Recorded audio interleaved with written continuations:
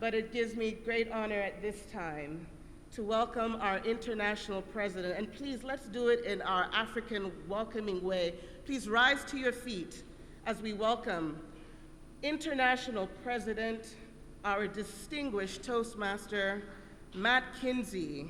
Thank you for this honor, sir. A very warm welcome to you.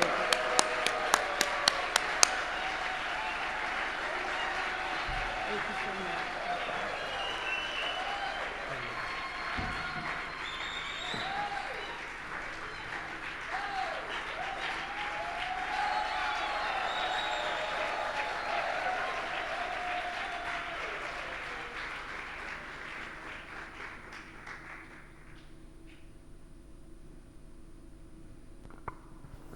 No, I don't stand behind the lectern very often, unless I'm running a business meeting. While she sets up the slides, I just want to have a little conversation before I start. Thank you for the warm welcome. How about Yako this morning? I hope you're doing well. Now, don't assume that means I know very much Swahili. Okay, I've just picked up a couple of phrases. But it is a delight to be here. It's a delight to be here in what I have seen as one of the jewels of Toastmasters. And why do I say that? Well, my first introduction to East African Toastmasters was through your initial founding district director, Rosie Rana. And if you don't know Rosie, spend some time with Rosie. She's an amazing individual. And what I saw here was yes, I knew that everything wasn't perfect. I knew that there were disagreements. I knew that there were differences, different perspectives. But what I saw was a team that came together and worked through them. And they kept the mission as their focus. So I was delighted to do that and see that. And so I'm really honored to be here. And when I saw that East Africa was on the list, one of the few things that I, as international president, have complete control over is who goes where. All right? So I wasn't assigned to you, I selected you. All right? But the question for this morning is, are you a leader? I don't know. I don't know most of you. I know there are leaders in here, but I think we all understand that just because you have a leadership position doesn't mean that you act like a leader. And what does that mean anyway? What is leadership? I bet if we asked everyone in this room to give us a definition of leadership, we would have as many definitions of leadership as there are people in this room, right? It's one of those things, it's kind of easy to see when somebody's acting like a leader. And it's easy to see when they're not, but putting it in words is a little difficult. But that's what we're going to attempt to do today. Because this is a definition of leadership that I've come up with over my 30 years of community and business leadership. And what I want you to focus on is the principles. Don't get hung up on the exact words. Focus on the principles behind this. So my first question here, as I look through, as we look at Are You a Leader? Come on, okay, this is, we've had problems with this remote before. Okay, so my first leadership lesson came when I was quite young. Do we have any athletes in the room? Okay, we're a bit older group here. How about I used to be an athlete? All right, well, like most kids growing up, I wanted to be good at sports. And Connie, I was terrible. All right, you're familiar with the American game baseball? Okay, well, when we're young, they put the ball on a tee so you learn how to hit the ball. I struck out playing t-ball. That's how bad I was. And after one baseball game, I walked up to my dad and said, Dad, I don't want to be around anybody. I want to run home. And my dad looked at me and goes, you want to run home? Now, we lived in a very small town in central Indiana, just over 300 people. And we lived about 5 kilometers from the baseball field. And for some strange reason, my dad said, you want to run home? Sure, run home. Now, I guess he figured everybody, have anyone you lived in those one little villages or towns where everybody knows everybody? So he figured somebody would pick me up on the side of the road when I collapsed. It was the 70s. He wasn't worried about it. You know, it's one of those days, I don't know how it was in East Africa, but when I grew up, the time to come home was when the street lights came on. Okay? Yeah, exactly. Some of you reflect that as well. And so I took off running. My dad got in his car. He waved at me, and he drove home. And then I got home, and I came through the front door, and my dad looked at me, put down his newspaper.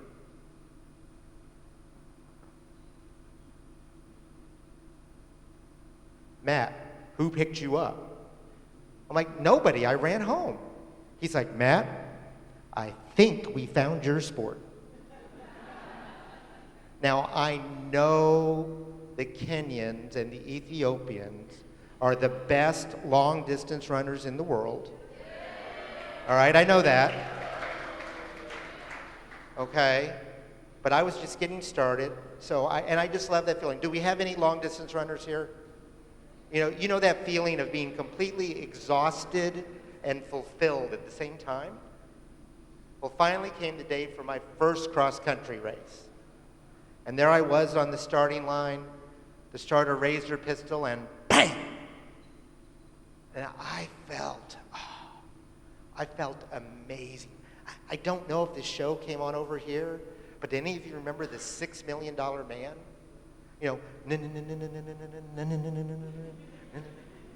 And that's when I realized that that's how fast I was actually running, because all of the boys were passing me. And then all of the girls. Out of 173 runners who finished that day, I finished 173rd. I was devastated, demoralized, defeated. And I walked up to my dad and said, well, Dad, clearly sports is not for me. I quit. And my dad said the strangest thing. I mean, you may have had a coach tell you, quitters never win and winners never quit, right, Eric? Or your parents told you, you made a commitment, you can't quit. No, my dad said, well, Matt, you can't quit, your team needs you. What? Dad, I couldn't even see the short little girl who finished in front of me. Nobody cares I was here today. No one's going to care if I don't show up tomorrow. I'm done. And my dad he kind of laughed. He goes, well, Matt, you're wrong. Somebody cares. That short little girl, she feels a whole lot better today because at least she beat you. But when you go back tomorrow, and you will go back tomorrow, no one else has an excuse to quit. Your team needs you. Now, I've thought about that over the years. I think as we get older, we actually begin to truly reflect on the lessons our parents tried to tell us. And I think what he was trying to tell me is something similar to what John Maxwell says, is that leadership is influence. It's the ability we have for one person to change the thoughts and actions of those around them, hopefully for the better. But more than that, you actually have to do something with it. So our 1991 Golden Gavel winner, Bill Gove, during his acceptance speech, He talked about his neighbor who purchased Earl Nightingale's Strangest Secret. Anybody here ever listen to that? It's a great self-development motivational tool. And he said the guy played it over and over until the record ran out, but the bum never left his house. So do you think it did any good? No, you've got to actually do something. So the second part of our first definition is to exercise your influence. That's the first part of our definition, to exercise your influence. And what we're going to do is we're going to build this. All right, I'm just going to come over here because this is not working, but that's okay. Exercising your influence. And as you can see, we're just going to build this step by step. But in what manner? How do we exercise our influence? Well, let's take a look at some data. So when organizations switched from negative feedback to positive feedback, do any of you have a boss who all they can do is find everything you do wrong? Is that fun? Are you motivated? No. Or are you living in fear of losing your job, perhaps? And I don't know the environment, but in the U.S., they can pretty much fire you at any time. So people live in fear. But IBM found that when they switched from negative feedback to positive feedback, they got 3 times higher employee engagement. A Gallup study across multiple companies found that companies that exercised positive-based feedback had a 19% increase in sales, a 20% increase in profits, and reduced employee turnover by 72%. All right? Now, there are times where you have to have critical conversations. There are times where people aren't fulfilling the team mission, where they need to be redirected, corrected, moved into the right location. But the best ratio, and I know we've got the evaluation contest later, and if you're competing in the evaluation contest and you use the same method, that's fine for speech evaluation. But as a leadership evaluation technique, the best ratio is actually 6-to-1, and more recent suggesting it may be 7 or 8-to-1. You need 6 to 8 positive comments about someone's performance for every single comment on how they can improve in order for it to be effective. And that's really hard to do in one conversation, isn't it? Especially when you have to have a critical conversation. So it needs to be regular and consistent. All right? We need to go through every day and find those opportunities to provide the positive feedback so that when we have to give some improvement, it's well received because you've got that relationship to fall back on. So the next thing is, how do you do that? Well, first of all, it needs to be genuine. Anybody remember the 1-Minute Manager? Oh, wow, I'm getting old. Well, there was this book that came about how to be a manager in 1 minute. All right, and one of the things it said was to catch somebody doing something right. Rather than catching someone doing something wrong, you catch them doing something right. It's a great opportunity to praise somebody. But you would see individuals who had just read this book who didn't fully get it yet. And have you ever gotten some positive feedback and you're like, yeah, they don't really mean it? Yeah, you know, maybe it was the ex-fiance, ex-boyfriend, girlfriend, and they're like, oh, I'm breaking up with you, but you're a really nice person. Okay? You know, they're just trying to soften the blow. And we would see this. It needs to show appreciation, especially focused on effort and behavior. And it needs to be specific. If I say someone, good job, how long does that last? A couple minutes? Maybe? But if I get into specifics about how that made me feel, how that made me look, the specifics of what they did, the specific organization, that's really powerful. That's truly powerful. And Amelia did that for me. See, what Amelia did was not only did she let me know where we were going to be, she gave me some great support here so that I felt comfortable. I'm getting a little more specific. She set me up in my introduction. She gave me credibility. She gave me a reason to be here other than just being the international president, which gives me a little bit of credibility. But she talked about her personal experience with me. And since you know her, she's lending her credibility to me. Okay? And that's powerful. So thank you so much for that. Now, was that specific? Okay? And it was timely.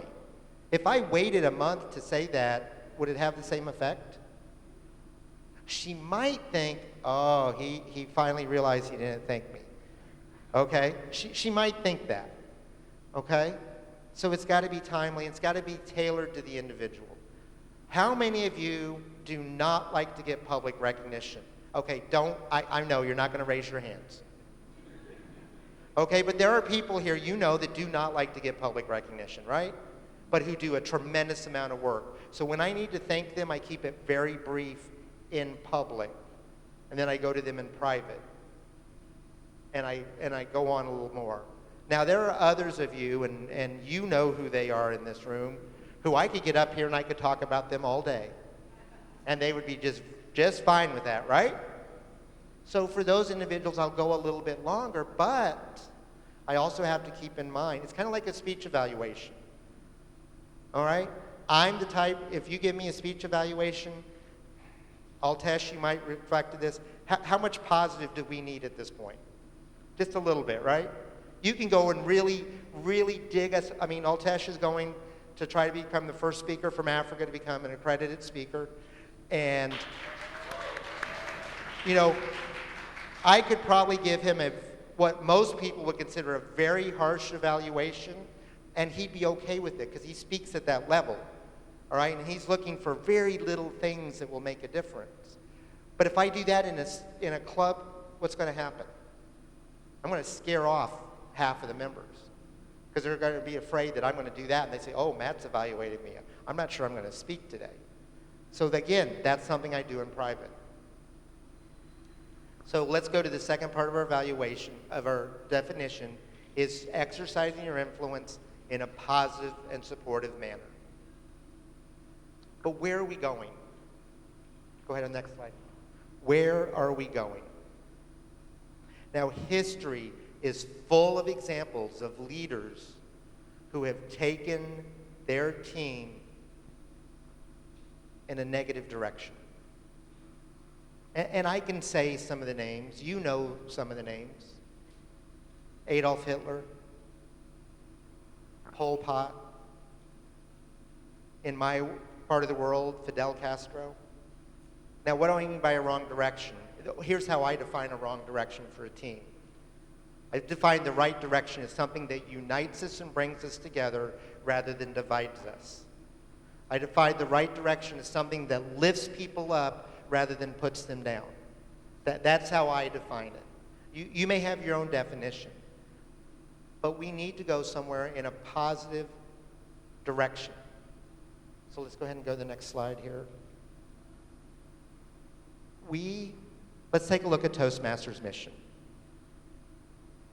So how many of you know Toastmasters' mission? Not the district mission, not the club mission, Toastmasters' mission. Well, Toastmasters' mission is we empower individuals to become more effective communicators and leaders. Does this say anything about clubs? Does this say anything about districts? No, those are mechanisms that we use. But this is our purpose as an organization. And Speechcraft is about fulfilling this purpose. Youth leadership is about fulfilling this purpose. The alliance with Rotary, where Rotarians, 1.3 million Rotarians, have access to Toastmasters training material as part of their Rotary membership, is about fulfilling this mission. Now, what's the district mission? District officers, what's the district mission? We build new clubs and support all clubs in achieving excellence, right? That's what we do. That's why the district exists. The district does not exist to put a conference on. That's part of supporting clubs and achieving excellence, all right? And in support of recognition, because recognition is really important, all right? So that's there. Now, if you're a district officer, I hope that this mission is inspiring to you. I hope you consider this a worthwhile mission. But every single person in this room, as far as I know, is a member of a club. So what is the club mission? And I'm going to paraphrase it. The exact words are up here. But what do? We provide an experience. It's not just an environment. Okay? An environment is somewhere you can go to. All right? We visited a cultural village yesterday, and we had no guide. So it was an environment where we could go and enjoy. There were some signs. We could learn some things. Okay? And it was a little bit of an experience, but in Toastmasters, we provide an experience that's positive and supportive where every member has the opportunity to become empowered to develop their communication and leadership skills. And what does that turn into? The two most important things, especially the one most important thing I think outside of the religious context, that someone can have, which is genuine self-confidence. And what do I mean by genuine self-confidence? It's, you know what, I'm pretty good at this. And on the other side, you know what? It's okay if you don't like me. I wish you would, but it doesn't damage my psyche that somebody doesn't like me. I know there are people out there who don't care for me, and that's okay. But some people still struggle with that because they don't know who they are. They don't know what they're good at. And when people don't like them, it damages them because they don't feel loved and complete as a person. Now, if this doesn't compel you, I'm not sure why you're in Toastmasters. Because Toastmasters is about learning, but it's also about giving back. Part of your commitment as a Toastmaster is to help other people reach their goals, right? That's part of your commitment, to help other people reach their goals. So the third part of our definition is exercising your influence in a positive and supportive manner towards the accomplishment of a worthwhile goal. And if I stop there, how many of you would be comfortable with that definition? Okay, I know you see that there's more space there. So if I just fill that up with 3 lines, how many of you would be comfortable with that definition of leadership? It's a pretty good definition of leadership, right? Using your influence in a positive way to accomplish something that's meaningful. I love the phrase in Spanish for worthwhile. It's vale la pena, which means it's worth the pain. Okay? It's something that's worthy of your efforts. And that's a good thing, but we are missing a couple of things. And the next one we're missing is values. And Amelia talked about values a little bit. So what are Toastmasters' core values? Integrity, respect, service, and excellence. And they do come in that order. And I know there are parts of the world where respect will always rise to the top. Okay? But from a Toastmasters perspective, the way we define our values, integrity is number one. Like Warren Buffett says, when he goes to hire somebody, he looks for 3 things. The first one is integrity. And if they don't have that, he doesn't care about the other 2. Okay? He doesn't care. If they don't have integrity, it doesn't matter. He's not going to hire them. So let's talk about our core values. So how many of you have heard the phrase that integrity is doing the right thing when no one's watching? Okay, and that's in my opinion, that's a elementary, maybe a middle school definition of integrity. It's missing something. So what do I mean by that? So let's go back 2 years. Next slide. 6 p.m., June 23rd, 2021, in Surfside, Florida, USA. That is a suburb of Miami. It's a half-hour drive from where I live. And dozens of family went to bed that night like it was any other night. They were going to get up in the morning and go get some coffee, go run on the beach, go meet their children or their parents for breakfast, go to work, go to the gym, like any other day. But about 1 o'clock in the morning, they were awoken with the sounds of concrete crumbling, metal screeching, and people screaming as they fell to their deaths. And at 8 a.m., the pictures that hit us the next morning, that same building. Now, I don't know if this made the news in Africa, but it made the news across the United States for about 2 days. But where I lived, it made the news for weeks because it was closer to us. And the question was, what happened? How could this apparently perfectly good-looking building that had been built to code, that had been built for years, that dozens of families were living in, just collapse overnight? And what we saw the next morning on the paper, disaster in Surfside. 1 confirmed dead, 99 missing. But the final count, 98 lives were lost. Of the 99 people that were missing, 1 came out of the rubble alive. 1. So as the investigation proceeded, we found that there were 3 causes, right? The first one was a structural design flaw. This didn't mean the building was built improperly. It was built according to the plans, but the plans had a flaw. And the main flaw was a location that allowed water to enter into the structure of the building. And they're on the coast. We're right on the coast. What does salt water do to your vehicles, to your doorknobs? It's very corrosive on metal, right? So water and salt water were getting into the building and making the design flaw, corroding the metal that upheld all of the concrete. But the most important cause was a failure of the leadership to act. See, the board of directors of the Condo Association knew about the problem. They even knew what it was going to take to fix the problem.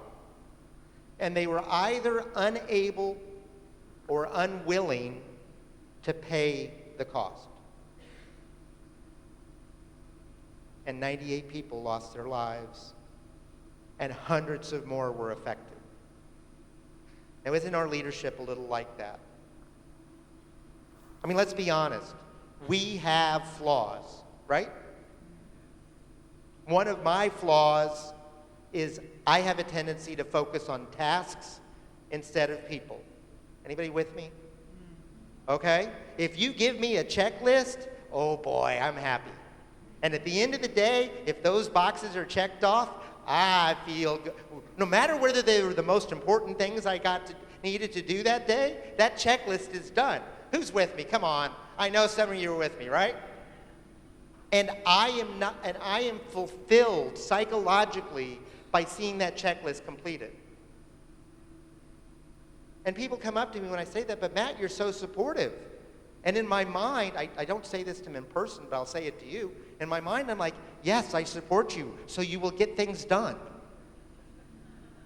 Okay? Because my need is fulfilled with getting things done. Now, my daughter's completely the opposite. She has a psychological need to help people. In fact, if you came to her and said, hey, Aaron, I just want to let you know this is going on in my life. There's nothing you can do to help me, but I just want you to know about it so you can think about it. She will make herself sick trying to figure out how to help you. And people look at her, but Aaron, you get so many things done. And in her mind, she's like, yes, to support you. Now, at the end of the day, we're both supportive. We both get things done, but we're fulfilling different sides of the personality to do that. So I have to have people around me who will remind me, especially when I'm under stress, especially when I'm under pressure, to not forget to support people.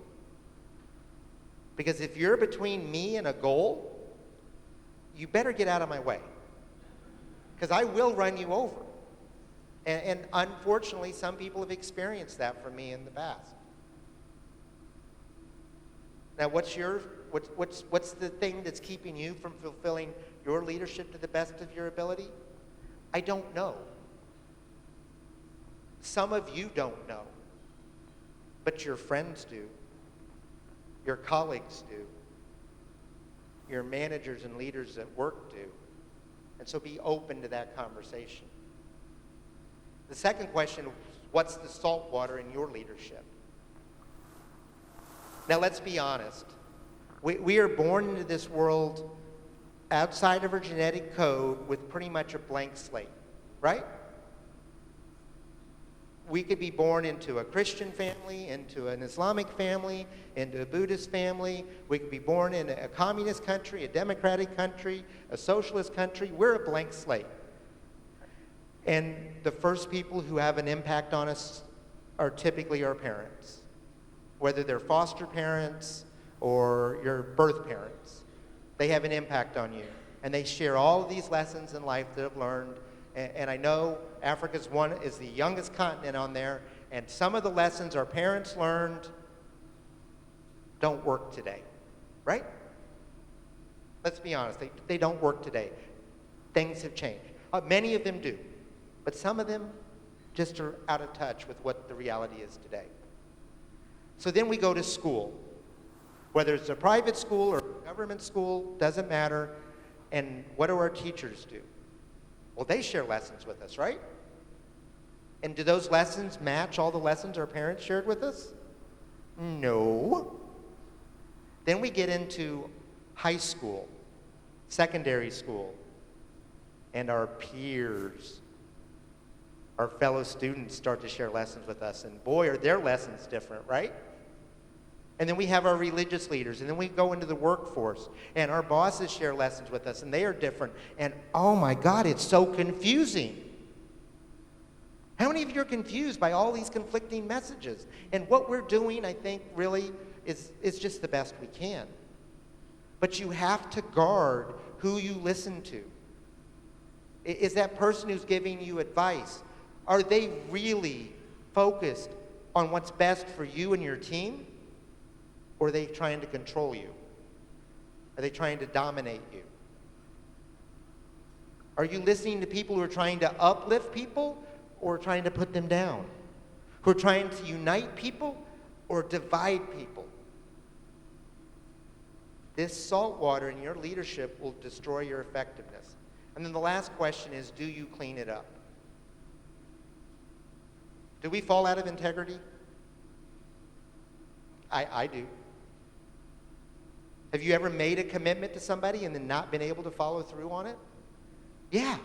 So we all, I think, have experienced at least once falling out of integrity. And sometimes it's easy to clean up. Sometimes all it takes is an acknowledgement, an apology, and we can move on. Right? But sometimes it takes a lot more. The question is, picking up one piece of trash on the beach is easy, right? Picking up a pile takes a lot more work. And if it's really fine, and if it's been ground down, and it's been mixed in with the sand, that's really difficult. And why did that happen? Because somebody didn't clean it up to begin with. So integrity is an inside job. It is when your thoughts and actions are aligned with your values, and the decisions you make are based on those values rather than on personal gain. To me, that is a graduate level definition of integrity. Now, respect. The golden rule, right? How many of you are familiar with the golden rule? I mean, in Christianity, it is do unto others as you would have done unto you. Okay? Judaism, Islam kind of say it a little different. They say, what you find evil, do not do to other people. Okay? Just a different take on it. Hinduism has a similar conversation. Shinto, nearly every single philosophy and religion talks about treating other people well. But I don't think that's enough. How many of you know Aretha Franklin, the Queen of Soul? And one of her most famous songs is RESPECT, find out what it means to me. I'm not going to sing it, because this room will clear out in about 30 seconds. All right? So respect. What does respect mean to the people on your team? Now, I live in the United States of America. I have an American perspective on life. All right? I'm a white male, European colonizer. All right? If I come in and treat you from that perspective, will you appreciate that? Okay, you can say it. You can be honest with me. Would you appreciate that? No. All right? I have to get outside of myself and the way I want to be treated, the way my perspective is, so that I can honor you. Okay? And one of the best ways to do that is with people's names. So one of the things I'm known for in Toastmasters, and I work really hard at it, is I memorize the names and photos of every district trio member in every district around the world.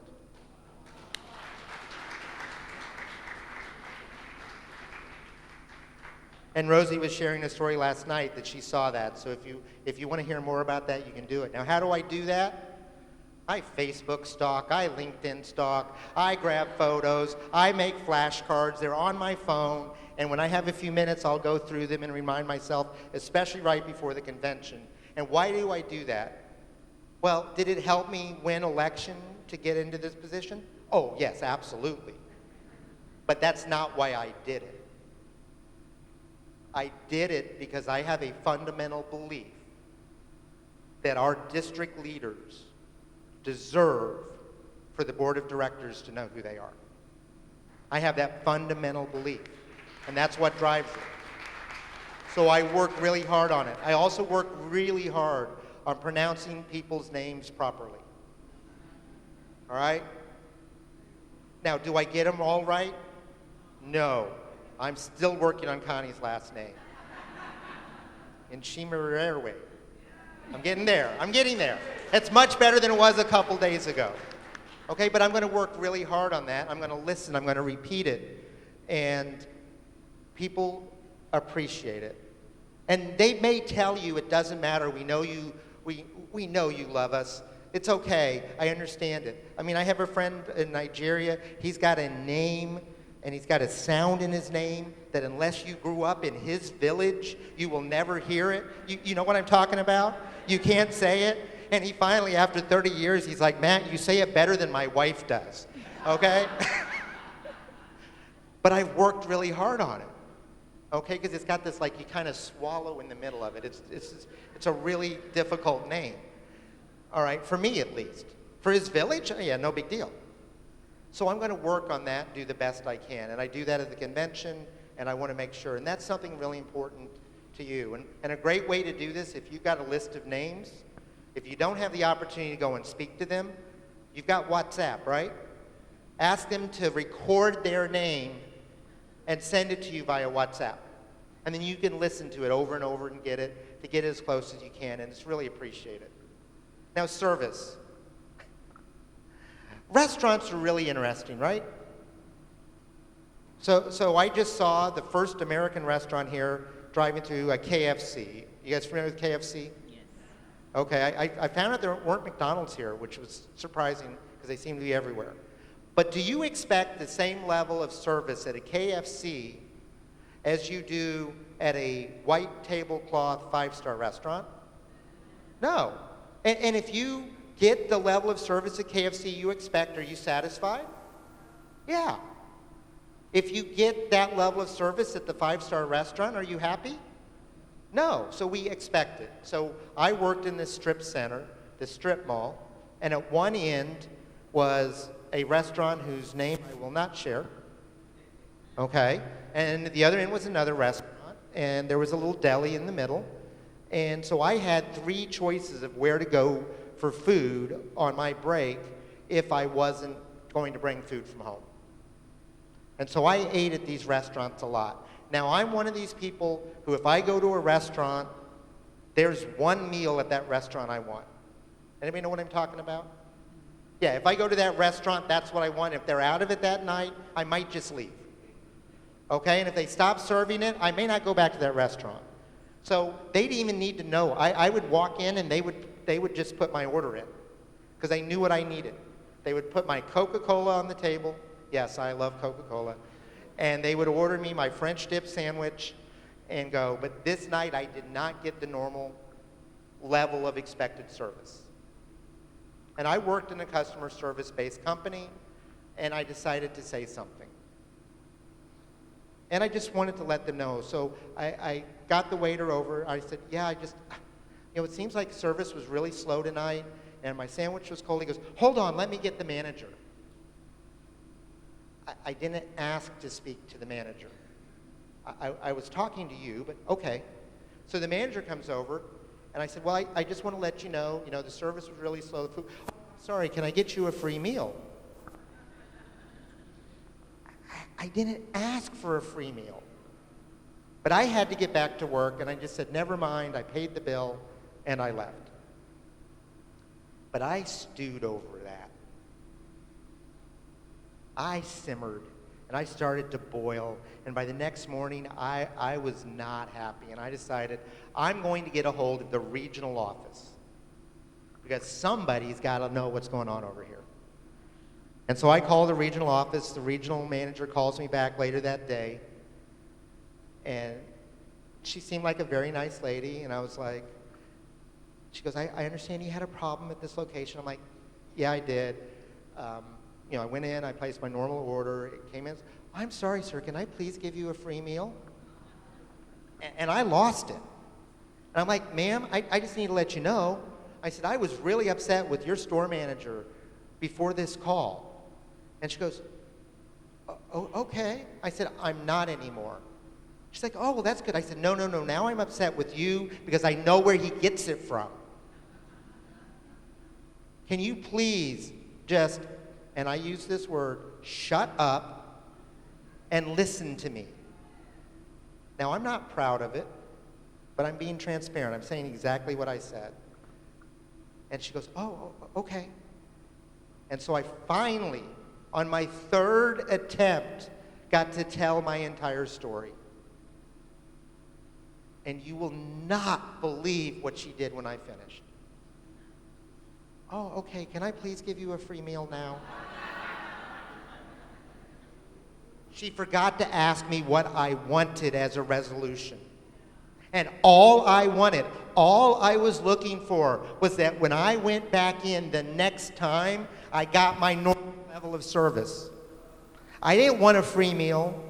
I didn't want a long conversation. I didn't want an excuse. I just wanted to say, I'm not happy. Can you please make sure this doesn't happen again? But nobody asked me. Now let's get real. How many of you know what the goals are for the members in your club? Or do you make an assumption about what they need? See, when I joined Toastmasters, getting better at public speaking was not my goal.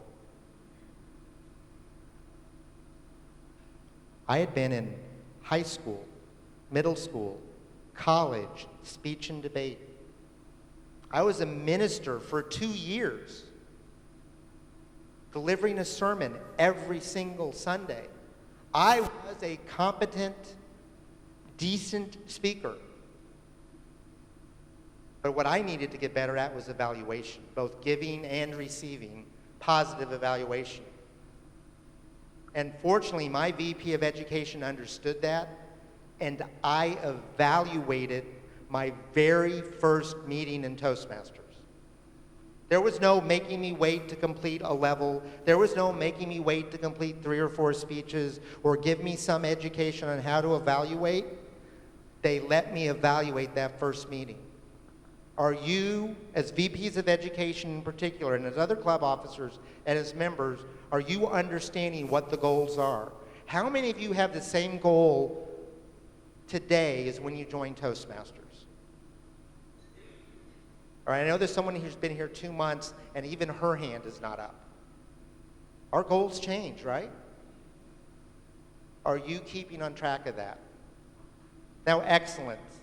What is excellence? Is excellence a standard, or is excellence a process and a pursuit? And we had this discussion on the board. We had a board member who was convinced that excellence is a standard. And this was right after the Tokyo Olympics. And how many of you remember the 400-meter hurdles? We had 2 gentlemen break the world record in the 400-meter hurdles. But only one of them got the gold because he was just a couple of 100 seconds faster than the other. But these 2 men ran that event faster than anybody in the history of the recorded world. And her proposition was that only the gold medalist was excellent. But that's not the way I look at it. I look at excellence the way Aristotle did 2,500 plus years ago. And what he says is that excellence is never an accident. It is always the result of high intention, sincere effort, and intelligent execution. It represents the wise choice of many alternatives because choice, not chance, determines your destiny. Choice, the choices that we make as club officers, as members, determine our destiny. Now let's get honest. Does a district add a single member to your club? Who adds members to your club? You do. That is the club's responsibility. So if your club is struggling with membership, it is not the district's problem to fix. They can give you ideas. The area director can give you ideas. The division director, Wilson, can give you ideas on how to help improve the club, how to recruit people, what types of events to do. But you have to do the work, right? You have to make the choice, commit, and execute on the work. And the same thing's true with your personal development in Toastmasters. Your VPE can put you on the schedule. But can they do your speech for you? You have to do it, right? So those are our core values. So what is the next part of the problem, though? Is sometimes values fall apart. Some of you may recognize this face. If you don't, you may recognize the name Lance Armstrong. Now, I'm an amateur cyclist. I've cycled more than 400,000 kilometers in my life. I was on racing teams. I biked to school. I biked to work. I mean, I've biked so many miles on my time. And this man, he was my hero. I got to ride with him once. It was so cool. He came out and he won the World Championship of Cycling, which is a one-day race, which is usually a sprinter's race. Different body type, more upper body strength, a little heavier typically. And then he got testicular cancer, very aggressive, given months to live. And he went out and he got very aggressive treatment. He whittled down to almost nothing, and then he rebuilt himself. And he came out and he won the Tour de France, the most famous cycling race in the world, becoming the second American to win the Tour. And he came back the next year and he won again and again and again and again and again, 7 straight years. He won the Tour de France and is now considered perhaps the greatest cyclist who's ever lived. Certainly the greatest Tour de France cyclist. But there was rumors that he was using steroids and other performance-enhancing drugs. And if you're a track and field fan, you're well too familiar with these types of substances. But every time somebody would accuse him, he would say the exact same thing. I have been tested more than any athlete in the history of the sport, and I've never failed a test. And I believed him. See, I wanted to believe him, No, I needed to believe him because he was a source of inspiration for me. And if somebody would ask me, Matt, are you working hard? I would go, yeah, but not as hard as he is. Matt, are you committed to becoming excellent in what you're doing? I'm like, yes, but not as much as he is. I used him and his example and saying, if this man did not accept the excuse of nearly dying from cancer and rebuilt himself, what's my excuse? The problem was that was a lie. We know now that at least one positive test was covered up. At least one.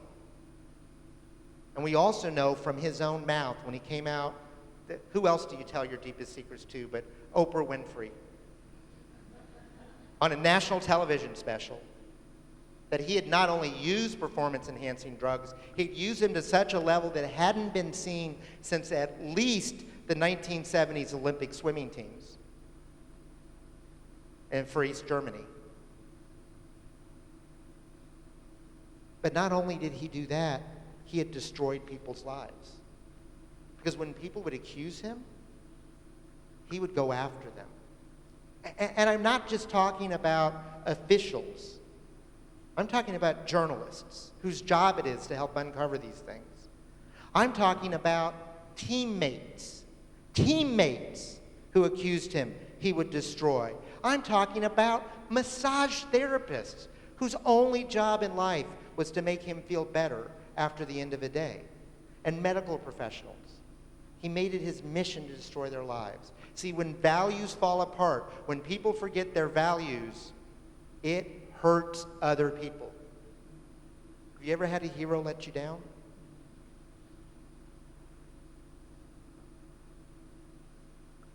What about you? Are you living your values? At the end of the year, if someone comes to you and says, I've got one more speech to complete my level 1, but I can't do it until July, are you going to put it in on June 30th? If you have a member come to you and say, oh, I see you need one more member to become distinguished, I'll pay dues, but I'm not going to really participate in your club, are you going to accept that person as a member? If you're an area director and you're needing to get that last club distinguished, are you going to go join a club you're not going to participate in? I hope not. I hope not. Because if you have to cheat to win, you didn't win. And my year, my district missed being distinguished by 57 member payments. We had a district this last year who missed being distinguished by 4 member payments. And she had a club charter sitting on her desk with 20 payments, all of the paperwork, and she got a call 2 days before the end of the year and said, there's a problem. There's a problem between the club sponsor and the company where this club is going to be. And she looked at herself, and she looked at her district director, and she said, I cannot submit this paperwork in good faith. Now, if she had submitted that paperwork and that club had failed 6 months later, would anybody have known except her? A handful. But would we have known at Toastmasters International? Absolutely not. But Jackie Hauser in District 43 did the right thing. And because of that, her district won't get distinguished, but I will talk about her every chance I can, and she will get more fame for following the rules than she ever would have gotten for being the only distinguished district in North America last year.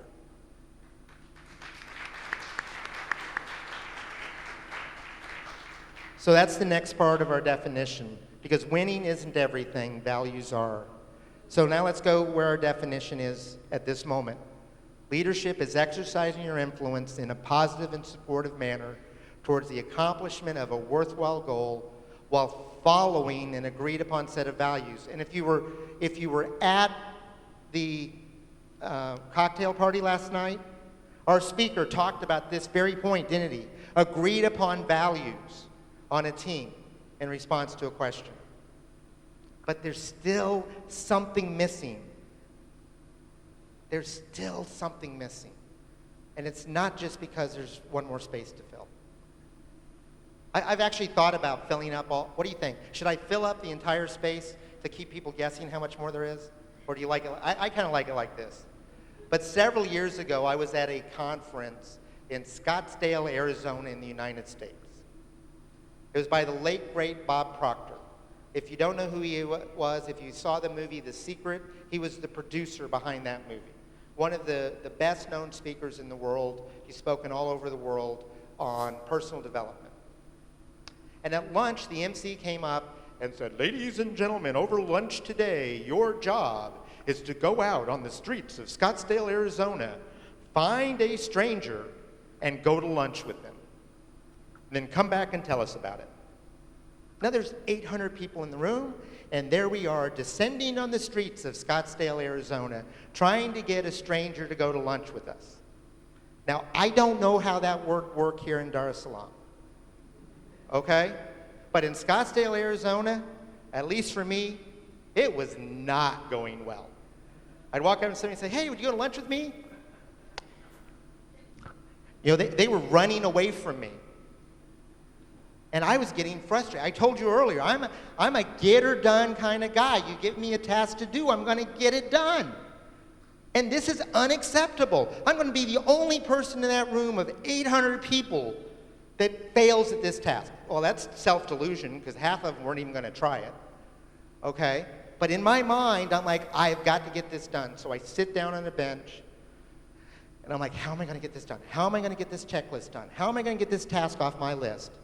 And I hear this voice in the back of my head. And I'm trying to ignore it, but all of a sudden I realize it's my mother's voice. And I know one thing, you better listen to your mama. And what I heard her say was, "Matt, in whatever you do, find a purpose." Now, I know that is completely different from what Simon Sinek and all these others say about finding your purpose and then going out and doing. She's saying, even whatever you're doing, there is a purpose, find it. And I said, I could thank a veteran for his service. Now, I know many women have served in the military around the world with distinction. But in my mind, I started to picture an older gentleman with white, wispy hair, a cane, a ball cap, and the word Arizona went across my mind. But like I said, I was in Scottsdale, Arizona. No big deal. I'm like, okay. And I stood up, and I walked around the corner in front of this restaurant here. And Rosie, there he was, right in front of me. A man with a cane, white, wispy hair, and a ball cap that said USS Arizona. And I walked up to him and said, "Sir, would you do the honor of going to lunch with me?" And he looked at me and goes, "Why?" Well, this is a good start. He's not running away from me. And I said, "Well, I noticed your cap, and I made a decision a few minutes ago. I wanted to thank a veteran for his service to our country. Would you please go in the restaurant and have lunch with me?" He said, "Well, my mama told me never turn down a free lunch." And like I said, you better listen to your mama, right? So we went in, we ordered our food. His name was Bill, and we started talking. And eventually I looked at him and said, "Hey, so Bill, did you know somebody on the Arizona?" He's like, "Know somebody? Boy, I was on the Arizona." I will never forget that day. It was right before assembly, and I heard the sirens go off, and I was like, man, here comes another drill. But then I realized that everybody was pointing out across the horizon. And they were not our planes. The next few minutes felt like seconds, hours at the same time as the bombs fell, the torpedoes in the water. The smokestack behind me blew up, and I was thrown into the waters of Pearl Harbor. And as I tried to keep my head above the waves, I watched my ship sink to the bottom. I lost 2,300 brothers that day. I will never forget it.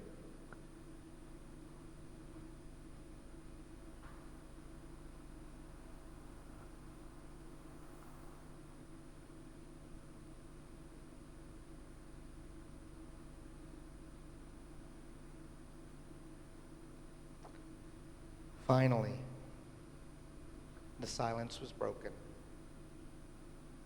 by the waiter as he brought the check over. And I quietly reached out and I pulled the check towards me. And it was snatched out of my hands. I said, Bill, I told you I wanted to take you to lunch. He said, yeah, I know what you said. So what? The only thing I could think to say in that moment was, well, my mama also told me never turn down a free lunch.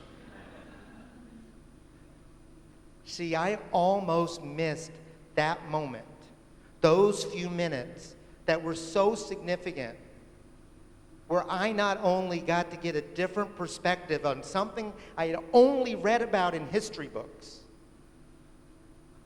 but I gave an opportunity for someone else to tell his story. The assignment was not to check something off a list.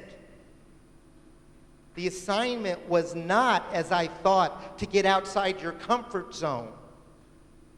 The assignment was to connect with another human being and share a moment, if just for a short time. How many other times have I failed to understand the assignment? As a leader, do you understand your assignment? See, your assignment as a leader is first to connect. There are times where we need to lead with our head and think and plan and create opportunities for the future. And that's very important for a leader. There are times we need to lead with our hands and do things. Get things done. And this time of the year, in this district and in your clubs, this is the time to get things done. To finish off those last goals, to get those last clubs started, to get those 1 or 2 or 3 more payments so your club can become reinstated or you can become a distinguished club. This is the time to get that done. But when you start with your team, you start with your heart. You create connection. Because when the tough times come, and they will come, you need that relationship to fall back on. You need that trust that's built out of that relationship to say, yeah, oh man, Amelia's just a little stressed today. I know she means well because I've got that. And if I don't have that relationship, if I haven't built that, I'm going to start thinking negatively about her and making assumptions about her that are the wrong assumptions. And I'm not going to understand that this isn't who she typically is. She's just stressed today. And give her the freedom, give her the liberty to be stressed. See, one of the things that I really disagree with that was said last night, and some of you said that is vulnerability. As leaders, you must be vulnerable.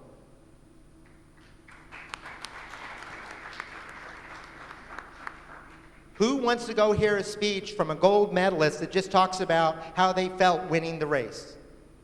Okay, have any of you ever heard Usain Bolt talk? Man, he does not talk about winning Olympic medals. He talks about the struggle to get there.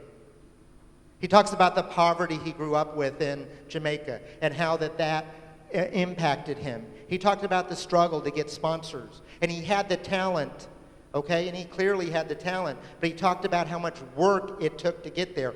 Why? Because that's what we want to hear. We want to hear the struggle. We want to hear the journey, because then we can appreciate the success. But if all we hear is the success, we have no appreciation for what it took to get there. And more importantly, we can't imagine ourselves being there. See, what we do as leaders, I think, comes down to one thing, and it's very simple, the same thing that we do as speakers. Now, hope is not a plan, but hope is important. And what we do as leaders and speakers is we give people hope. Nelson Mandela in this continent gave people hope, right? Were things changing when he started talking? Were things changing when he was sitting in prison? No. But what was he doing? He was giving people hope that they could come get better. And eventually they did. And yes, there are still struggles. But hope is so important. That thought that my situation can improve.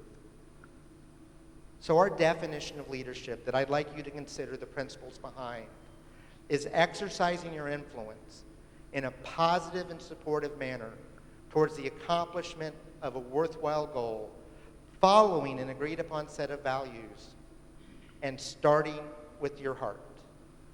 And if you choose to do that as a leader, if that's the way you choose to act, you may not always be right, but you will never be wrong. Madam District Director.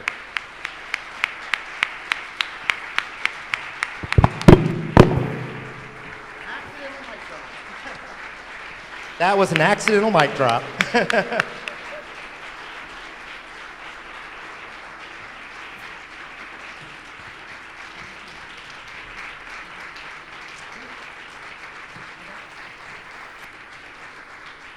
All right, Eric just invited some questions, so I'm just going to put one parameter around the questions, okay? If you want to talk about the future of Toastmasters, if you want to talk about dues, you want to talk about anything like that, I will be glad to talk to you about that after this session. But any questions today, I would like them to be about this content and how you can possibly apply it. So if there are any questions, I don't know if we have a second mic. It looks like we got a second mic, so if you just raise your hand or stand up, we'll get a mic over to you so everyone can hear it. So we'll take two questions in I the have audience. a question right up here in the front. We'll Here, take why two- don't you come on up? Tell everybody who you are first. So this is Magdala from Ethiopia. My question is a question that I usually ask people whenever I meet them, and it is, if you meet your younger self, say when that person is in the 20s, what are the 4 things that you want them to know so that they could grow better? What are the, okay, so the question was, what are the 4 things I would want myself in my 20s to know? Number 1, lighten up. Don't take everything so seriously. That's number 1, without a question. Number 2, the pain is worth it. The struggles you go through mold you and shape you. And you will become. Now, I'm a Christian. The Bible talks about all things work together for good. It doesn't say all things that happen to you are good. Right? It doesn't say that. It says that all things work together for good. So the pain that I've gone through from the missteps that I've made, from losing an election in 2014 for international director, from failed relationships when I was younger, those all contributed to who I am today, and I like who I am today.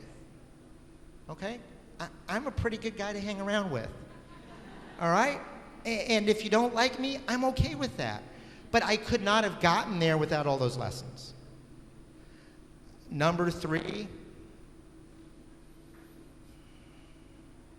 trust yourself. And more importantly, forgive yourself.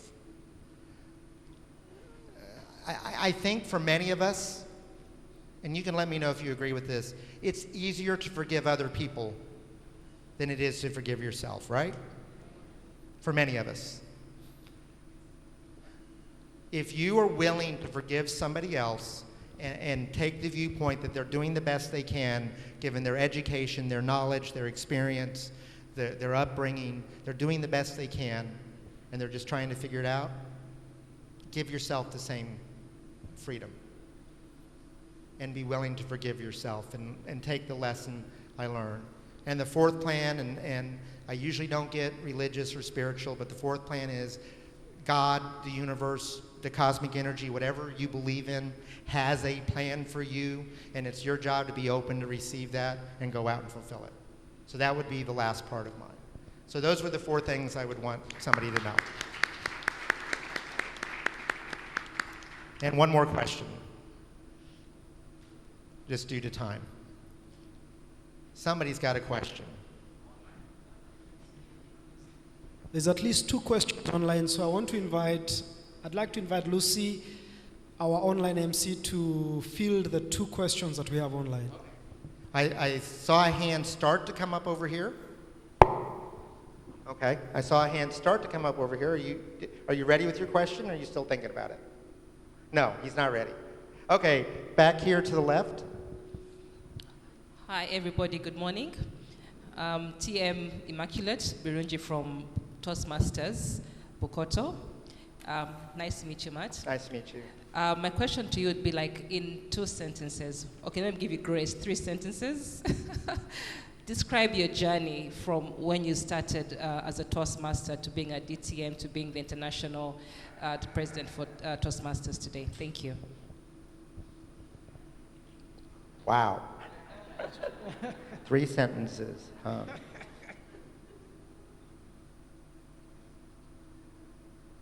Don't be afraid to say yes. Know when to say no. And other people will see things in you that you don't see in yourself.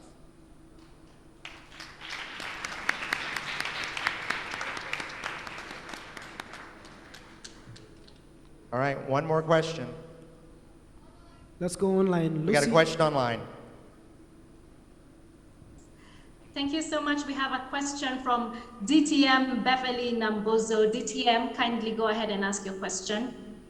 Thank you so much. Greetings, everyone. It's great to meet you, Matt. My name is Beverly Nambozo Nsengyumba. I'm also from Bokoto Toastmasters Club. I'd like you to speak into the difference between character and what you do. We are told a lot about what we should do in Toastmasters, and who we are may be slightly different. Just like you talked about Armstrong, the cyclist, I've heard of him and other athletes who have been tested positively for drugs, athletes I admired. And what they do is clearly distinct from whom they are. Please speak into that as Toastmasters and as people who are building our career in speaking and communication. How do we merge the two, and how do we know when to separate the two of those things? Thank you. Wow, that was a very deep question, Beverly. So for me, when I lost election in 2014 in Malaysia, the feedback I eventually heard from people was, we can tell you're a smart guy, but who are you? Now, I spent hundreds of hours talking to district leaders around the world. Hundreds more hours preparing. And what I realized is they really didn't care what I knew. They cared who I was. And some of us choose to define ourselves by what we do. All right, and in North America, common question is, oh, what's your job? Is that a common question here in Africa? What do you do? Okay? That's not who you are. Well, who you are is a dangerous question, right? Because that means they may ask us who we are. In return, what you do is a safe question. So I would say don't confuse who you are with what you do. Now, is what you do a part of who you are? Yes. But that's like taking a cup of sugar out of a cake and saying this is a cake. Okay? It doesn't work that way. The cake is a part of who you are, and you can't separate the sugar from the cake, right? Once it's baked, once you mix it in, it's part of the cake. And I would say that's the way you live your life, is not trying to divide yourself into these pieces of your life, but look at yourself as a whole being. So a part of my life, a part of who I am this year is International President of Toastmasters. A part of my life is I'm a grandfather. A part of my life is I'm a father. A part of my life is I'm a husband. A part of my life is I'm a Boy Scout volunteer. A part of my life is I'm a business owner and I'm a cybersecurity analyst. A part of my life is I'm an amateur cyclist. A part of my life is I read books every day. A part of my life is I write poetry. A part of my life is I play 8 musical instruments. Okay? Those are parts of my life. Those are things I do that contribute to who I am. But the sum of us, just like a cake tastes a lot better than eating those individual pieces, right? The sum is greater than the whole. So I think that's what you have to do, and it starts with being vulnerable and letting people in.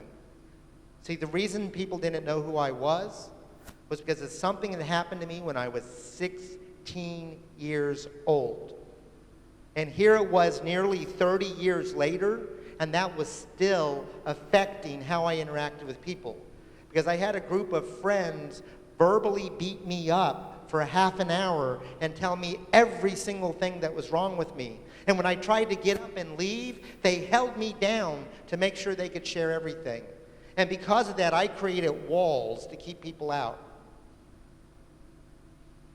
Thick walls. And one of my good friends in Toastmasters, past district director Catherine McGillivray, who ran my campaign in 2014, when I heard this feedback, I called her, and I'm like, Catherine, I'm getting this feedback. You and I connected as friends so quickly. You know, do I put up walls? And she looks at me and she's like, oh my God, yes. And I'm like, but we connected so quickly. She goes, yes, because I saw something in you, and I was willing to fight through the wall to get to know you, but Matt, most people won't put in the effort. And I've learned to shrink those walls. Now, even with our spouses, we still need some walls. Okay? Even with our spouses, we still need some walls. But they're much, much thinner.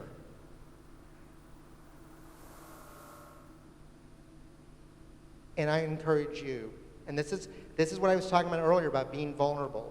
I'll just share this last comment. I had a district director in Europe call me a couple months after the start of COVID.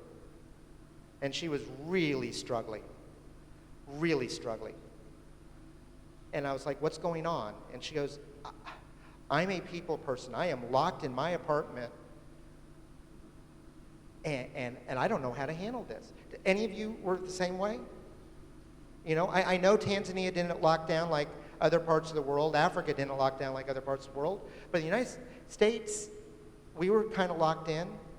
In Europe, they were really locked in. And she goes, but I can't share that with my team. I'm like, yes, you can. She goes, no, I can't. I have to be strong for my team. I'm like, no, you can't wallow in it. Okay, you can't roll in the mud in it, you know, you have to be able to get some perspective, but please share with your team that you are struggling with this lockdown, you are struggling being stuck in your apartment, and you just wanted them to know so that if you came across wrong, they would understand what was going on. And she goes, I can't do that. I said, please do it. And she reluctantly agreed.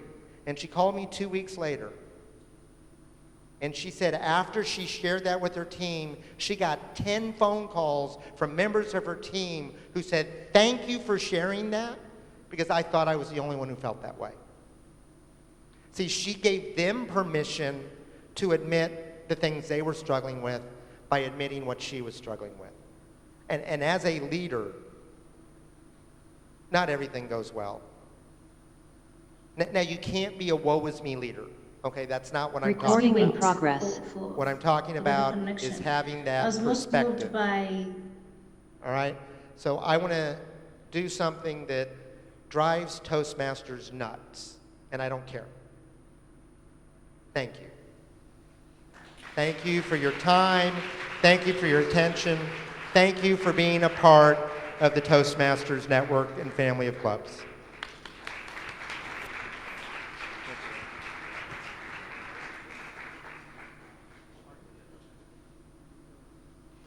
Yeah. So Eric's will have posted up on the chat my email address, but my email address is real easy. It's first initial, last name, mkinsey @toastmasters.org. Okay, so if you have additional questions, if you don't see me later today, you can email them to me.